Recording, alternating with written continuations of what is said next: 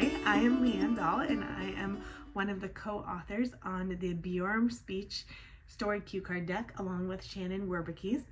And today I'm going to tell you a little bit about the deck and what's inside. So before we actually pull out the cards and see what's inside, want to show you a little bit of the research that went into this product. So here's one of my favorite books, Contextualized Language Intervention by Dr. Ukrainitz.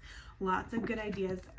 This really guides a lot of my thinking in that we want to keep our therapy work contextualized so that we can make progress that matters. Writing Revolution, if you work with kids, language, writing, reading, this is an amazing book to go to. Bringing Words to Life, classic on vocabulary, language and reading disabilities. Hugh Katz, loved listening. I love listening to him and Alan Camhe. Great book also just on the connections between language and literacy. We really cannot separate them. The Reading Comprehension Blueprint. So because language and reading are so connected, we need to take into account a lot of that science. Powerful writing strategies for all students. So self-regulated writing instruction, great book. And then From Talking to Writing. So a lot of the work that I do, I want to make connections between language and literacy in order to help our kids make as fast progress as possible. I was finding that I was drawing a lot of pictures on Post-its, just like what Jenny was doing with the speech sound cues, and I thought, okay, what could it be like if we could have a flexible graphic organizer in the form of these cards that we could just pull out and use for a variety of language tasks. So now I'm going to show you what's inside this nice little blue box. So the first and foremost, we have story grammar. So the story grammar in this deck is based a lot off of the research done by Gillum and Gillum in the Skill Narrative program. And so I'll just show you some of the cards. The cards are friendly for older students. So we have character, a problem, and if it's not a problem that gets your story going, no problem. You can just, no problem. We have a takeoff.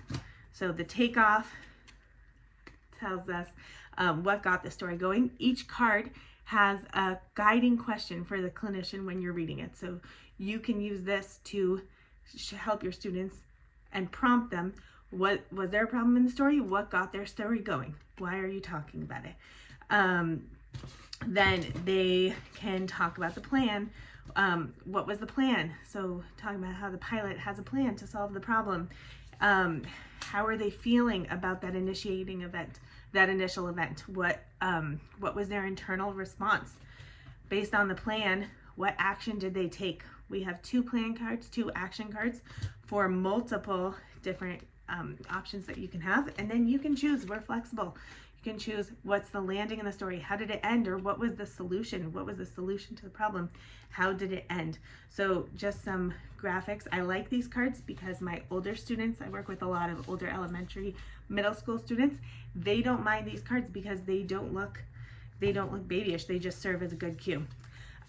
So we know that narrative language is not just about macro structure, like what we just spoke about with the story grammar elements, but we also need to be cognizant about microstructure and making adding cognitive and literate language. So we have some cue cards for said. You can add these into the story grammar to help them expand their retells. What was said? What did they say? What were they thinking? You can use synonyms for said and thought as you go through that. In addition, can create more complex language using connectives. So we made icons for because, but, and so. These are the 3 primary connectives that are used in the Writing Revolution. You can expand on that. Cute little visuals that show why did this happen? Because you need to go to the thing behind. I love using these. My kids, we can do it orally. And I can give this cue card, use it as a cue for them to use the word because, or I can have my students write their answers down and work on that. talking about writing, you can talk about 4 different types of sentences.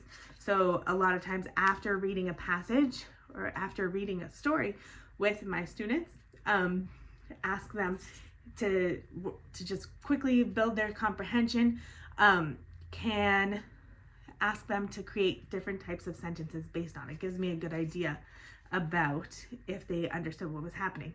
You can also use this to prompt them for different punctuation. Okay, you're missing something. You're missing a period, or your sentence was incomplete. It's more like a fragment.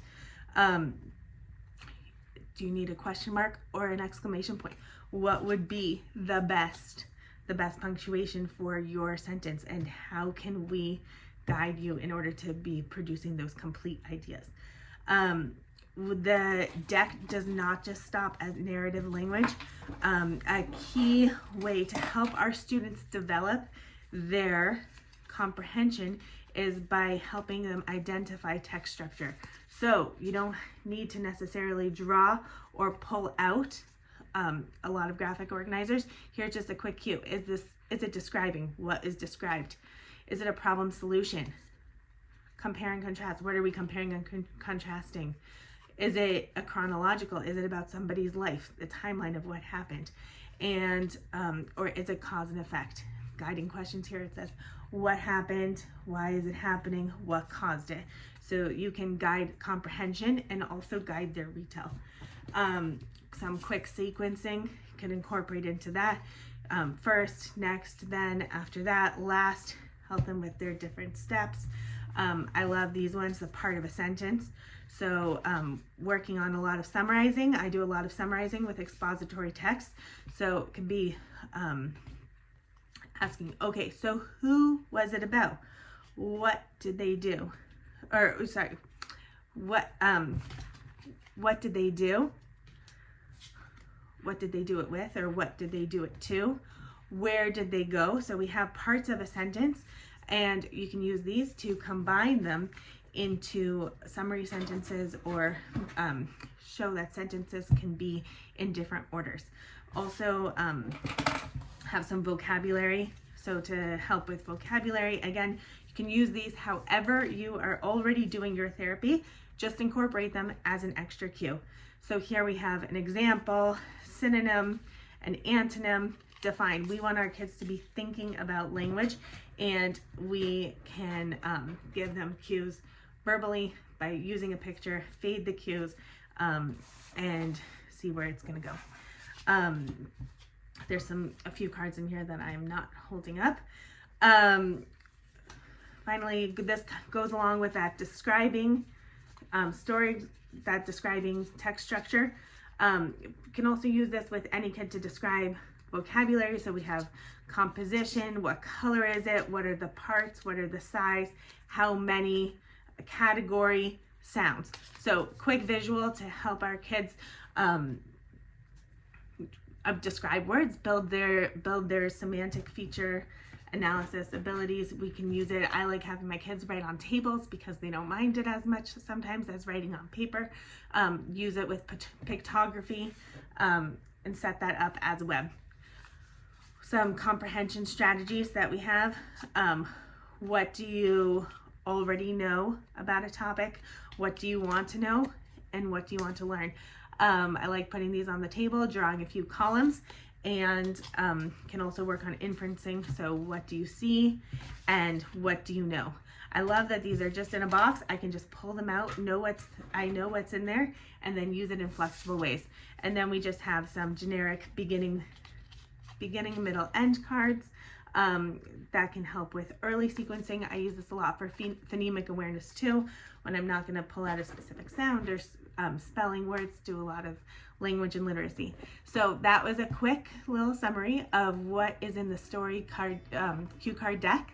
Let me know. I'd love to see how you're using the deck, and we'll speak soon.